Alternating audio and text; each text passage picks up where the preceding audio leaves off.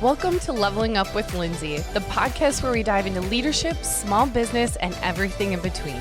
I'm Lindsay, your host and the proud owner of White Peony Boutique, a space created to empower women, build confidence, and foster meaningful connections. Whether you're an entrepreneur, a mom, a friend, or someone just looking for a little inspiration, this is your space to feel seen, supported, and inspired. Join me as we share stories, strategies, and a little bit of life's chaos while navigating what it truly means to level up in starting a business, relationship, and personal growth. So grab a cup of coffee, get comfy, and let's level up together.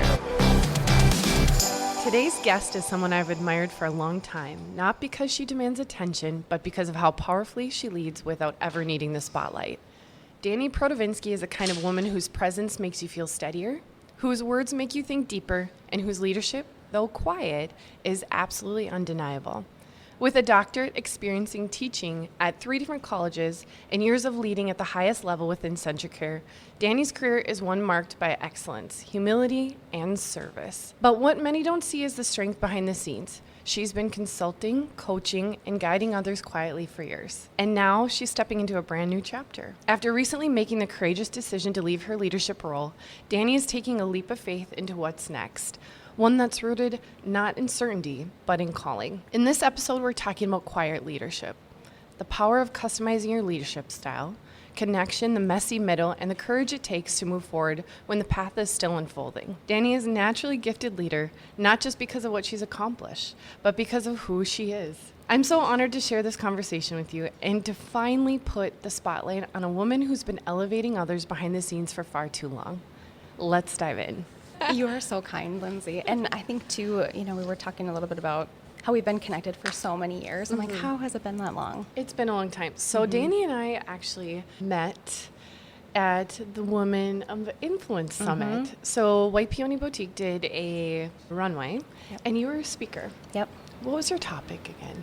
So I've always talked about that you can be the maker of your own magic. And I did talk about the messy middle and what that looks like. So this has come full circle, and it's something that just is embedded and kind of filtered into my daily life and my practice. So I love excited. that. Dani and I, about a week and a half ago, was it longer? I'm not sure. Days go by so fast. But we met for coffee, and I think we were there for 2 hours. Or longer. I know. When I got in the car and I looked at my phone, I was like, wow. Yes. We could talk about business and leadership and connecting with people and education, honestly, for a really, really long time. So you're a natural leader, obviously, a very strong leader. I think we talked a little bit when we had coffee about this being something that I think we were both kind of born naturally with. Tell me about your earliest stages of leadership. You as a little girl, did you carry those qualities then? And tell me about little leader Dani. Well, if you can imagine just a little girl with fiery curly red hair running around, right? Telling people what to do, more so advising rather than bossing, right? I was the bossy little girl, my mom always said. Yeah, but also just the quiet style of leadership, right? The essential qualities to listen and observe, but also provide some of that constructive feedback. I was very good at that when I was Can younger. you imagine, little 5-year-old, I'm going to give you some constructive feedback. Yes. Whether it was taken good or bad, that could be, up for discussion. But yeah, I think, part of that, and these were qualities that I think in my younger years I didn't even see, right? So, listening, empathy, a lot of those compassionate components when we think about connecting with people. But really, I was a multi-sport athlete, I was in school, always yearning for excellence, not necessarily perfection, right? In sports, I was a captain for multiple years, and that transcended into my college years. I had so much fun and really still stay connected with many of those people still today. But what I think about is even the wonderful coaches and leaders that I had and how they made an impact on me. Man, our stories are very similar in that regard. When I'm listening to, my mom always jokes about being the bossy little one because she had a daycare, and I would, wrangle all of her children, and we would sing songs together and put on plays together, and I was coordinating everything. And then also with sports, I think you learn so much. And there are coaches that I've had that really stuck with me. Yep. And then as my career has moved on in different ways, or my journey in life, there has been different managers that will forever be indebted in my heart, and just people who led differently. Yes. And I think when you have that experience and you're mindful of it, it's something that's in your blood, because I think it is for you and I. You look at things a little bit differently, and you don't take for granted some of that, or learn to not take for granted, right? I learned so much about you while we're sitting there, so much more about you, which is so awesome. Tell me about your home life. I learned that you have a doctorate, and you're also, she's a woman of many trades. So just give me a little bit of background about you personally.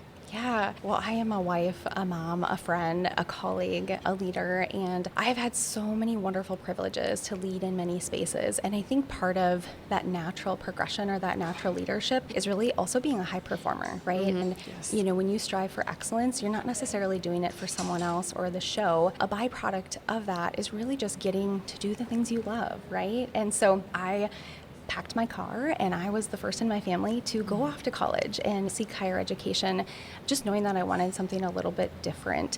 And in that space, right, I got involved, and I, you know, started to build connection and community.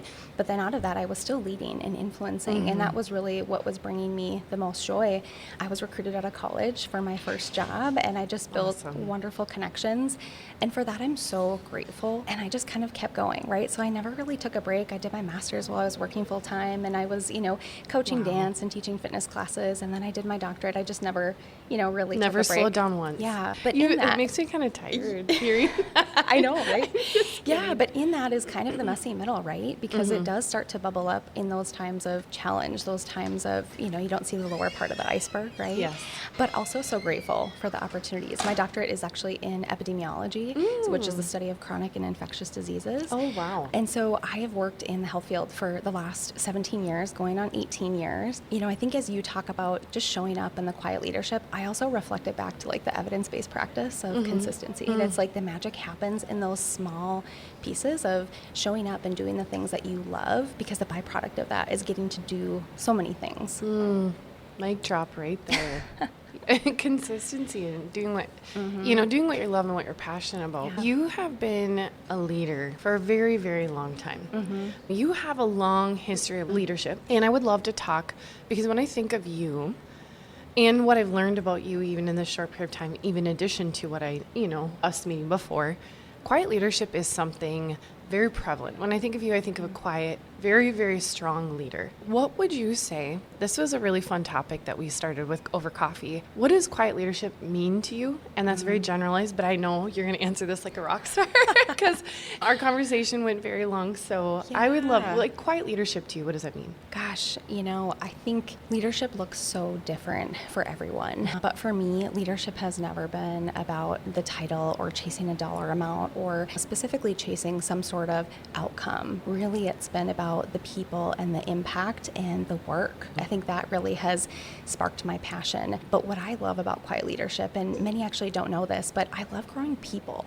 Yes. I really love the connection, and I think just the wonderful relationships that I've built over the years and seeing them, right? It's like I've seen individuals grow in their career or in their parenthood, in their relationships, and that I think is the most rewarding part, because leadership to me has been such a privilege. But the other factor too is I typically don't share, right? You know, I actually had my daughter, so transitioning into this season, I was working in local public health, as many know, for quite some time, which I absolutely loved. And, you know, through COVID, the pandemic, that was like kind of my jam, right? As we think about chronic and infectious diseases. And, you know, a part of that is really a calling for more, right? To lead and to be able to show up in a different space. And actually, I was pregnant with my daughter. Oh, wow. So in 2020 into 2021, when we started actually the Women of Influence, I was not showing at all, right? And so third trimester comes along, which is, you know, fall. I was popping. So she was in my belly at the Women of Influence Summit, which was so special. I worked and I hustled and I did the things that I loved all the way up actually until the day that I got induced. I worked a regular day, I connected with people, and we just kind of transitioned. I had my daughter. I started actually in my new role as a leader with CentraCare the following week. So I did not take a leave, and I just have been kind of in those spaces. But it's been quiet because part of it is I just do the things that I love, right? I'm consistent. I show up, and I really think that you also have to lead yourself too, right? I agree with that. You said it best when we were together over and you said, you and I are people helping other people. Oh, yeah. And one thing that this generated the best conversation, and this, I could get me on another soapbox, so hopefully you won't have to sit and listen to us for an additional hour. I love it. 3 hours later, but is customized leadership. So quiet leadership to me is something so powerful. I think okay, this is very generalized, but you're meant to lead, or you're a great leader when there is quiet leadership. It's best at times when it's not put on a pedestal. You're not screaming from the rooftops. You're not putting a thing on a sign saying, this is what I'm doing, this is what I need you to do. I kind of look at that as like a management type style. Yeah, like a boss. Yeah, like a boss. But then it got us talking about what makes us good leaders. Yes. And it is the customizing per person. Like, it is never going to be the same leading one person from the next. And I think the secret sauce, and you can kind of dive into this a little bit, is really diving into the individual you're leading. Yeah. So customizing, no one person is going to probably need the same thing. What motivates everybody is a little bit different. True. What fuels the passion behind what you do, everything is going to be a little bit different depending on the individual. And what's so powerful is when you can quietly kind of take a step back and invest in that in person. Yeah. And when I say person, Dani has led many, many people, a large team.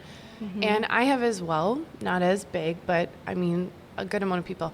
And when you become a really great leader, I think it's when you take that large group number out of it and you invest in individually. Oh, so true. I could not agree more. And I think that's spot on.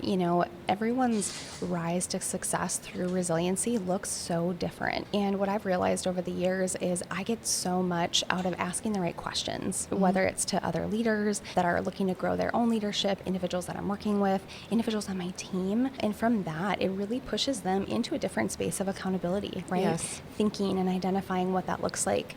Everybody has a different season. And so I think it's so important to identify and evaluate really like, what does that look like for success for you in this season, right?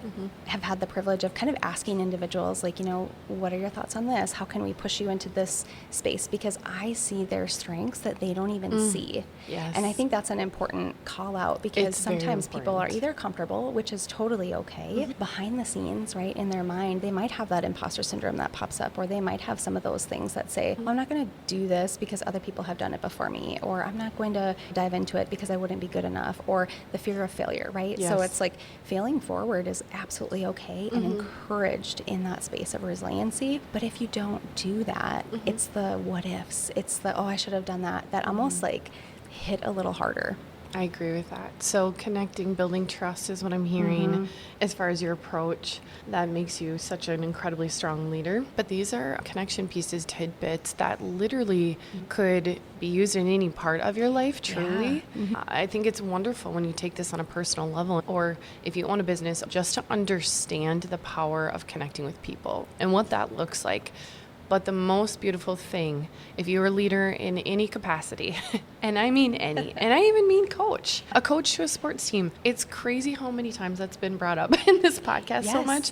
I was a true athlete growing up, and these things they do stick with you. But now as my daughters get older, listening and hearing and watching the volunteers that coach, it's a special kind of leadership. Yeah, Awesome. and I think people do it for the right reasons, right?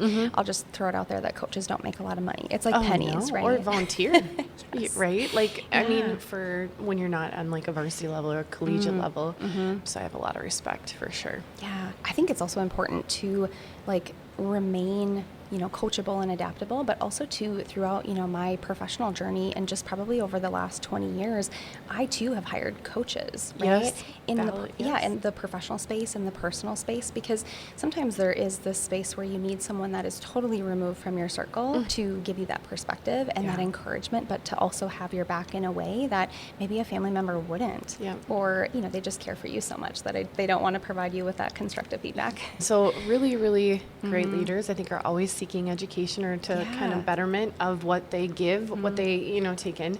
And that is something. I also have a mentor, business coach, and I think it's because I'm yearning. You're yearning to be a better human, It's for that lack of a excellence. It's that excellence gene that you have. yeah, on a Yes. personal and professional level to validate. So I love that. Now you talked about, with leadership, personal and professionally, there is that messy middle. There's imposter syndrome. There is times where you think you're not good enough, and everything else in between the seasons. That is going to be a podcast episode in itself. I love it. Yes. However, tell me a little bit about what you speak to with the messy middle, what that looked like kind of for you. I know that you do a little bit of coaching on the side as well, as far as mentoring others. Yep. And I'm sure that's a hot topic because Yeah. we all have a messy middle. Absolutely. Yeah. When I think about the messy middle, for me, I think about that in stages of my life, Sure. right? So leaving out of high school, I did seek a full-time job, and I left that job. And I had individuals say, oh my gosh, you're crazy to go to college and spend hundreds of thousands of dollars. You have a full-time job and insurance, great. But that to me wasn't excellence, right? And so I was defying what the perception of others thought of me. And then in that moment, going through college is also trying to figure out okay, what is this next season? What do I want? All of those things. And I was always an overachiever too, and a high performer because I, again, hold myself to no less. But then I continued on and I jumped into my professional role. So in that space, I think the messy middle was one, sometimes you can feel like you don't know what you're doing. And so it's holding on to those characteristics of leadership. I think it's getting back to the roots and saying, okay, what am I good at? What are my strengths? And then figuring out, what does the evaluation look like? Are you checking in with yourself? Are you checking in with others? Are you surrounding yourself honestly with the right group of people who are interested in excellence or growth? Because that can make such a difference as well. It sure can. Yeah. And I think too, not even, I would say, getting comfortable. That was a messy middle for me where kind of coming up into the pandemic, I had recognized that, I did, my schooling, I had a great career. I was, leading people and loving what I was doing. But I never actually took the time to turn around and be like, oh my gosh, look at all these wonderful things that you've gotten to do. Your accomplishments. And that was a messy middle for me. Sure. And I had people share with me, oh my gosh, you're so lucky and all these things. But what they didn't see is the late nights or the prep work or some of the extras that I was doing. I mean, part of why I love higher education is not that I have to do it, but I might hire these individuals one day, right? And so for me, it's shaping the minds and the people and all that they can bring to the field of health, right? Or the field of whatever they are interested in. And then, I think diving into relationships, parenthood, all of what that looks like in the next season. As I mentioned, I didn't take a maternity leave. So my messy middle was also having a child. And what most people don't know is we had, a great pregnancy. We had tried a long time and just had gone through some, undiagnosed infertility, but upon delivery, really resulting in some life-saving procedures for both my daughter and I. And I never really processed that. And so jumping in, right, I'm trying to be the best mom, the best wife. I'm trying to heal, right? But I'm also trying to dive into a new role and lead others and, seek to understand what are the goals. And I'm pumping 10 times a day too, right? And just up in the middle of the night and eating. But that was a messy middle for me because I was working like I didn't have a child, right? And then I was momming like I didn't have to work. And so I was doing both. And so fast forward, my daughter will be 4 in November, which is crazy to me. Crazy. And for those that know her, I mean, she is just magic, right? It's yes, when she enters a room, it is so honest and pure and powerful. It is amazing. But also too, it's she needs me in different seasons as well. Sure. Yeah. Yeah, you said, I know where this is going to go, and I want to share kind of the next step and the why. Being in the messy middle can be really lonely is something that we talked about. It can truly be lonely. Yep. Because as a leader, we do naturally and unnaturally, just sometimes you have to put on game face, and walk into a room. A friend of mine this weekend had quoted Zig Ziglar, said, don't kick the cat. And he's like, have you heard of that? And I do love Zig Ziglar, but I hadn't heard of that. And what he's referencing is, as a leader, it can be really difficult because you walk in a room. Okay, let's just say Dani walks in a room. Dani walks in a room after getting into, let's say, a car accident. Your car is messed up, you're kind of frazzled, you're whatever. You come into the door at work, push the door open, you're stomping through, you say, is the coffee not done? To an employee or coworker. You go in your office, and then that person is frantic. That person goes to the coffee, why isn't it done? And while he or she is making coffee, they're flustered and mad. All of a sudden they took it the wrong way. And then they're like, I don't have paper in the printer. Or, like what Yes. I'm making coffee, but I need to go print this. And then will you print this for me to the next person in the break room? And then that person goes off, goes to the printer. And that's where it's, there's no paper in the copier, and then it's one thing. And then the last person, I guess, kicks the cat. And it's like, it is. And so what that message is you're the person. You are the person, whether you're a business owner, a leader, a mom, at times you walk into the room and you put the front on. And so that can be difficult. It can be difficult. It can be challenging, very challenging. You might be the one running through the door.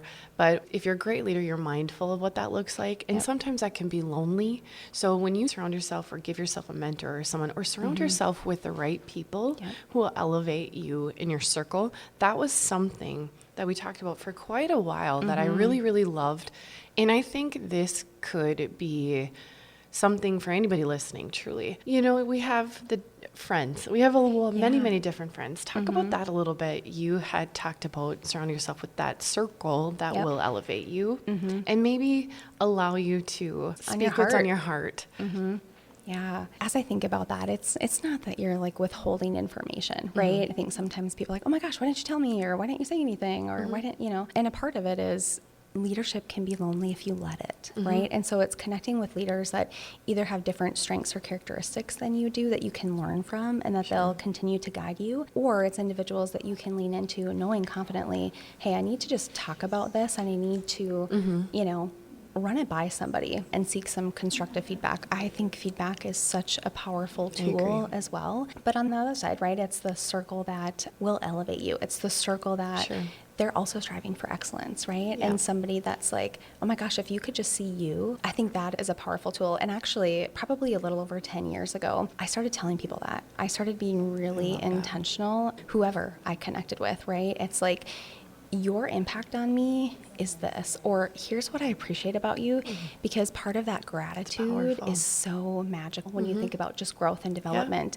And these people that are showing up in these spaces consistently, right? They don't even know that they're bringing the magic, the influence, and that impact. In the professional world, we talk about like being high reliable, right? And so define that is performance as intended, consistently over time, right? And so if you do that, that will get you the outcome, but it's the journey and the outcome that is the growth. And, there are things that, for me, I lean into friends, mentors, coaches, individuals in different spaces, because a part of that is, for example, my husband, fantastic. He is my biggest cheerleader, right? When I throw out an idea, right, his mind is like, oh, we could do this, and then we could do this, and he's already got the business plan in his mind. And I'm like, hold on. This is just an idea that I'm like spitting out of my mouth for the first time ever, right? And so some of those things I do need to hold on to because he's so supportive, which obviously love him for that. But it's also, lonely and it can be isolating. So in leadership roles, I think, you have to make some really tough decisions about people that you really care about. And that's the hard part. That's what people don't see under the iceberg. Yes. And at the end of the day, we are all humans just trying to do the best that we can. Amen to that. We are all humans. Self-development is really self-awareness. Self-development is really critical. And this is on, like you said, on a career side, but also on a personal level. Yeah. I think the last thing that I think of in that space is Simon Sinek talks about what a privilege it is to lead people. And in my mind, I would flip that and I say, what a privilege it is to care for people, right? Amen. And guide them and push them, because they're probably not even seeing the opportunities of how they can show up. That is something, diving into someone's strengths and seeing them to their core is actually a superpower. I love that about you, Dani. I got that from when we first talked, and I think that connected me deeper with you, because that is a gift. It's hard to tell, to your own horn and say, but that is something that is a gift for you. And I think for myself that when you are able to see people to their core, not on a surface level, but what they bring to the table, that's it's kind of a little movement I've been working on online too, because I know. It's powerful. It seems a little cheesy on social media, but honestly, if you really think about when someone were to post a picture of themselves, A, that's hard. B, putting your strengths and your core values, just sitting down and writing those out and then tying it to you in your photo is a really powerful thing. I love it. Anyways. I also think when I saw that, and I love that I'm just seeing people share their own as I'm moving into this next chapter, I have more time for that, which I'm very excited about. But I also think that sometimes individuals don't even see themselves in that, right? Like I could say, oh my gosh, how I see you, Lindsay. I know like over the years I've dropped you notes. I'm like, gosh, what you're building, what you're creating, here's what I see, you know? And it's important to share that, but also to believe it, right? To your core. And that is tricky sometimes. I have a business mentor that at one point said to me, because I said, one of the things I want to work on for this year is stepping into my confidence. I'm a bit of a pushover is what I meant as far as sometimes in leadership. And I know where we need to go. I know what I want to do, but I feel like a pushover. You know, when you lead in your own business, rather than when I was at my previous career, it is a little bit more difficult to stand in your confidence. At times, I know what I want done. I know what I want the outcome, but to stand in your values and everything that's a little bit easier. It's like the day to day. So I said, what I would like to do for this year is write it down, and I'm going to stand in my confidence. And he said to me, what do you mean? That's I don't know where you're getting that from. He goes, from what I'm seeing, you are confident, you are moving forward, you are getting things done, and your voice of reason in a good way.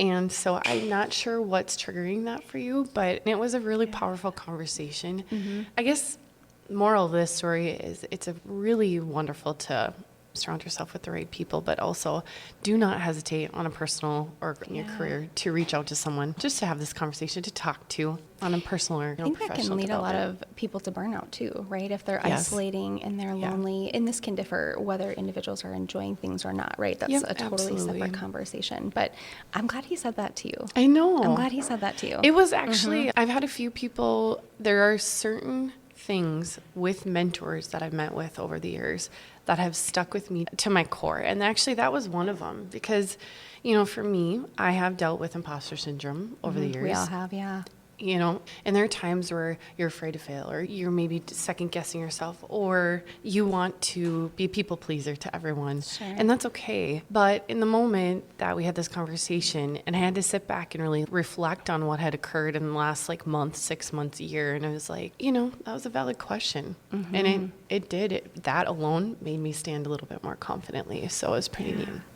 Can I ask you a question just in thinking about that? I think as leaders, right, it can also be challenging because we are failing openly. We're not failing behind the scenes, right? Yes. How does that show up for you in that space? I love this question. Just curious. I actually, so failing openly, I tell everyone, in my team included, I'm pretty much an open book. Yeah. There are a lot of things, you know, over, let's say 2024 as a business owner, that was difficult. It was really challenging. And I had to navigate emotions and navigate, you know, my outlets and whatnot. But I'm an open book to just speak the truth. Yeah. I'm not here to sugarcoat if I don't need to. If you want me to tell you, you know, I remember someone saying, how's business? Oh my gosh, you guys are doing so good. And it was so hard for me. I have nothing to complain about as far as my staff, the people, our customers are incredible. But it was an emotional roller coaster of a year, you know, economy-wise and whatnot. And I remember just being like, you know, like, what do you say? Smile because I can't. I'm not really good at just faking. Yeah, which for sure. I said, it's a you know good what? Quality too. I right? said we're having a slower year, but our team is incredibly busy, and we're creating, and we're doing, and which is the 100% truth. And so, feeling on the outside, to me, I guess that's a catch-22 question, and maybe this is where you're going with, because I'm an open book at my ups and downs, and I would tell anyone, I would lay my books out there for anyone to see. I'm not afraid of telling you what I'm good at or what I'm not good at. However, on days where it is hard and it is challenging as a leader, I sometimes do put a pretty strong wall up when I want to protect everybody else. So there's where if you hold it in too long, it's a little bit lonely. But that was a very powerful question. But how about for you? I'm going to ask you that same. Yeah. I think I realized this kind of when I was about halfway through my career. I'm a stuffer, right? So like when challenge is hard, right, I face it head on. And I think one of the qualities that I possess and that I love about myself is my resilience, right? And I think that is essential. Absolutely. But in that, it is the showing up for the others and really, again, laying yourself on the line, or right. I've said, I will die on this hill, right? And for those that know me, right, in my leadership roles, I don't take no BS. I don't know if I can swear on here, but anyway, a part of that is also sticking up for them and really making sure that you're leading with grace and kindness. Hopefully that's what your team would provide back to you. Absolutely. But I think too, it is being open to that vulnerability. And that is something as a leader I do struggle with, to be honest. That was challenging for me in the Women of Influence Summit. Just sharing, such a powerful day. sharing my story and kind of sharing a little bit of who I am aside from work, right? Because that can consume us if you let it. But for me, I want to be a person, a mom, a wife, a leader. I want to be all of those things. And it is sometimes hard to do it well. I think it's a work in progress. Yeah, it's like a harmony. It is, because there's been different seasons for me with this and what that looks like. I remember at my previous credit union career, man, did we have some up and downs. Sure. I led a team and a couple of different teams, and I don't know, we connected deeper when you are vulnerable and you just, speak the truth and work together in moving forward in whatever that capacity is. And I think the same for the boutique. The people that I'm so fortunate to work alongside, I always say they're like my family. They're my ride or dies. Like I will, when you have given your time here and believe in the bigger mission and purpose, I will bend over backwards for you. Yeah. There are still the day-to-day. There's still, the keeping the lights on. There's still the tasks, the late That's nights. your messy middle right Yeah, there. the messy middle when we have events and we're running a million miles an hour. So I believe that from the beginning, they've been invested in the real. I think 2024 took a little bit for me to kind of get vulnerable and really come to terms with like how to handle that on a personal level, owning my own business type thing. That was different, very different. So I say that's a different season. So I'm super grateful for this team. I'm grateful for my outlets. I'm grateful for my mentor. And I'm grateful for my friends who just have like in the best timing ever make you laugh so silly and make memories when you need them the most. So it's pretty awesome. Yeah, they're showing up for you. Yeah, absolutely. So, okay, we're going to take it back to your little cute daughter. Yes. So you have played a very strong leadership role for so long. And this part of our conversation over coffee got a little bit vulnerable when you told me a little bit about your next step. And your daughter and your why. So tell me a little bit about your why in that conversation, what your daughter said before going downstairs. Oh, yes. I'm never going to forget that because I completely understand completely. Yeah.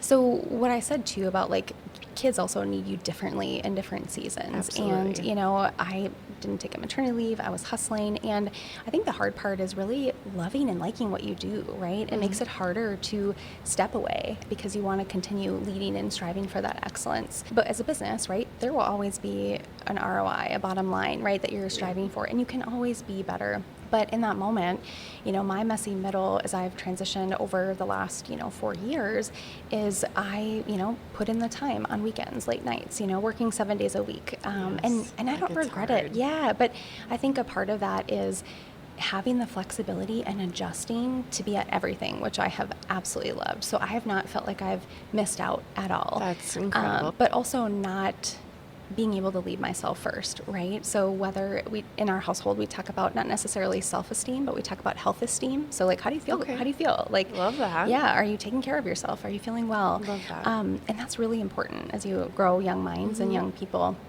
Addison, certainly at a younger age, she doesn't see how much I'm working, right? Yeah. And even in her younger spaces, she's come to the classroom with me when I was in person more often if she was sick or something like that. And she's been coming to board meetings with me since she's been 4 months old. That's crazy. Yes. And she comes to work with me before I drop her off at school sometimes. For me, it's the harmony, right? I wouldn't necessarily call it balance, but she loves that. And I'm showing her how I want to show up, how I want to do things, and influencing her in such a way. Fast forward, as she gets older and more outspoken, and she is totally a leader as well, she was on a break, and my in-laws, love them, certainly help us out. I was working from home a portion of the day, and I came up to get a cup of coffee in my 2 minutes, right? Because I'm deciding, I'm like, okay, do I have to go to the bathroom, or do I grab another cup of coffee? Before you're on the next Zoom call. Yes. And I will just remember her so vividly being like, Mom, are you done? And I'm like, no, I just have a couple more meetings. And by that, I mean 5, right? As we think about stacked. And all really great work and wonderful people, right? But it was in that moment that she was like, Mom, just don't jump on the meeting. Just don't go downstairs. Don't go downstairs. Yeah. That's what I remember. And her recognizing that. And I was like, okay. And in that moment, I didn't have the opportunity to be like, no, I'm just not going to do that. But I'm like, okay. Well, it hit you hard. Oh my gosh. It really deeply. Yes. And it hit me hard when she said, Mommy, please don't go downstairs. And I was like, we both got teary-eyed because I've been in a position just similar. And I think that's what actually, not to cut you off, but that's what led me to move forward and taking the leap of faith and leaving my previous career to go all in. And it was important. The timing of it was very important. And we also talked about that a little bit. We did. Yeah. And I'll never forget her voice, right? And a part of leading yourself first is also listening. And I'm listening to that. And that's great. I've loved the work that I've done and the teams that I've led. And it has been so powerful and impactful. And part of that is to the bigger collective impact when you think about health and community. But I also love being a mom more. That's amazing. Yeah. That's amazing. Well, so now you're on to kind of a new journey. And from the first time we met for coffee till now, you've actually transitioned pretty fully, kind of taken a huge leap. So tell me a little bit about what's next for you. What does that transition look like? And now what? Yeah. So in all areas of my work, I've always said the number one thing is being intentional, like how you show up, what you do, how you connect with people. And I'm just being really intentional, like with my time, with, how I connect with my daughter. And it was funny because I didn't openly broadcast hey, oh my gosh, I'm moving on, because I did have people when I provided my notice say oh my gosh, where are you going? Which is so kind and thoughtful. I've loved it, which makes it bittersweet, of course. I'm really taking a step back and being intentional and reevaluating what does success look like for me in this season. And when my daughter wakes up and says, Mom, do we get to stay home today? I can say yes. And so in this last Monday, it was actually just such a wonderful day. We eased into the weekend, kind of transitioning, and it was bittersweet, right? Just a roller coaster. Because on Friday you said was your last day. Oh, well, by the time this airs, I think it'll be about 2 weeks. But nonetheless, so on Friday was your last day of your career of how many years again? 17. 17 years. Yeah. Okay. And I think that's the hard part, right? Because, you work and you hustle and you really enjoy the work. And I love the organization. And so I tell people, I'm like, if I'm ready or when I'm ready, I would totally go back, Absolutely. But in this season, I'm just being so intentional with time. And I'm also giving myself space to rest. I have not rested in such a period. I can't imagine how your body, when you get that rest and you're just completely and fully, it's a different season. I bet it's going to look and feel a little different maybe than what you imagine. And I bet you it's going to be even better than you could ever imagined also. I agree. But you said that you eased into the weekend though. Yes. And then you said on Monday you had a really incredible day with your daughter. Yeah, we just woke up and we were just able to be. And so for high achievers and high performers, right, it's always one thing to the next, right? So it's bringing her to work with me or, taking a call beforehand or again, adjusting. And it's I don't want that for her. I want to take it at her pace, right? And so just leaning in and listening in. We have had such an incredible week or in this time frame with the transition. And so slowing things down. We're actually working on a couple of projects, which have just been really fun, leaning into doing other things. Yes, good. Just before she, goes back to school in the fall, which seems crazy. It does. But yeah, and a part of it is also leaning into the unknowing, which I really love. There have been some things on my heart and just really things that I've been wanting to work on over the years, but I've really been leaning into other things, right, and other people, which have, certainly served me. So yeah, I'm just kind of letting myself be in this season. That's for someone who is a high achiever. Yeah, it's hard. It's hard. That is incredibly hard. This is actually probably even for your you know, if coaching is still something that you'll do on the side or in your future as a leader and now as leader, you know, but this is going to like elevate your entire leadership with this moment right here. To give back to others, to get out of that messy middle, I think. And I think too, partly is having the courage and being brave enough to actually act on that. You know, on that day when Edison was like, "Oh, Mom, just don't get on the meeting. Don't go downstairs." That was so hard for me. And I'm like, okay, I'm listening, I'm done. But also wanting my teams, obviously, to be very successful in this transition. The other thing is like, as I think about what is next, I'll still connect with the same people. I told people, I'm not dying. I'm not moving away. I'm still here. And certainly for those areas that bring you so much joy, you do still naturally stay connected. You want to be connected. Exactly. Absolutely. Yeah. I love that. Okay, so let's kind of wrap it up with a couple of general questions that you would give to someone else. What would you say to someone who is successful on paper, maybe a higher achiever, but quietly craving change? Yes. Such a good one. I probably would ask the question of what if right now is bringing you joy, is bringing you or filling you with gratitude. So what are you doing now? Because it's likely that that person has gotten to a stage for some reason or another, right? Yes. Yep.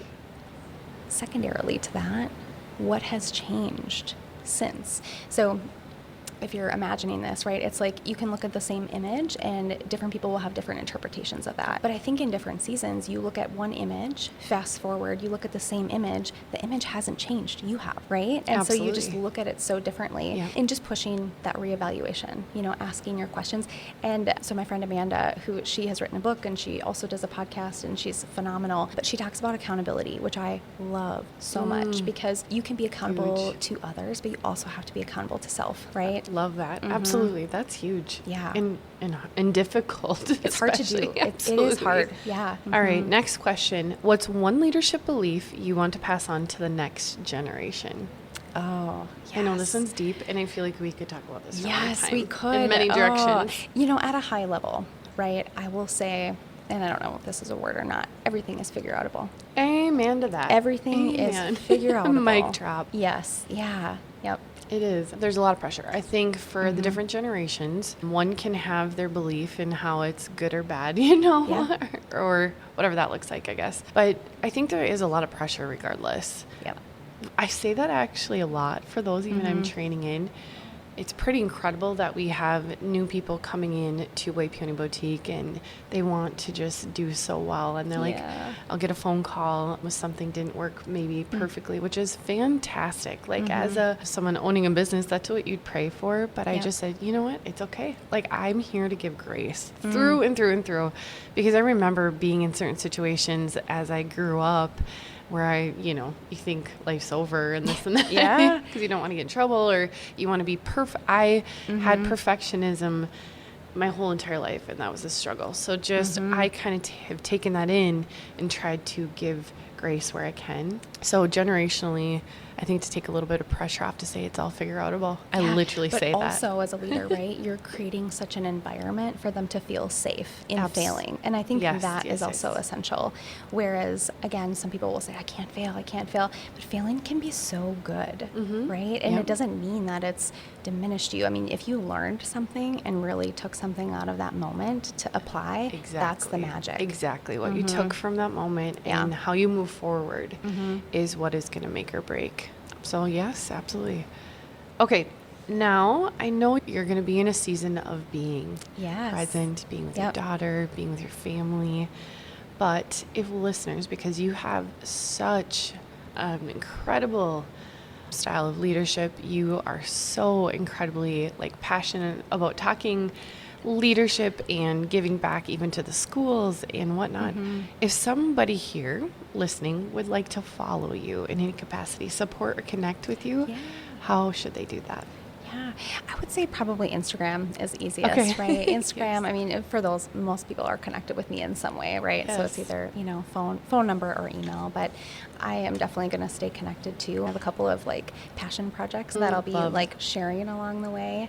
I will be waiting in the Yes, and leaning in, right? Because it's really leaning into those people that are in your circle to say, hey, here's this piece of you or yourself, and that is so important.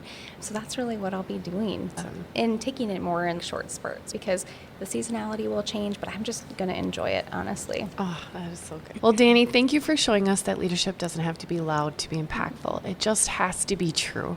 Your story reminds us that there is a deep strength in stillness, boldness, and letting go, and power in choosing purpose over comfort. Whether you're in a season of leading, shifting, or simply searching for what's next, I hope this conversation encouraged you to trust your voice, honor your own pace, and believe that quiet courage can take you exactly where you're meant to go. I'm so grateful to have had this conversation with Dani, and I know without a doubt her next chapter will be just as impactful as everything she's already built. Thank you, Dani, and friends, for listening. Until next time, keep leveling up, not by being more, but by being bravely yourself. Thanks for having me, Lindsay.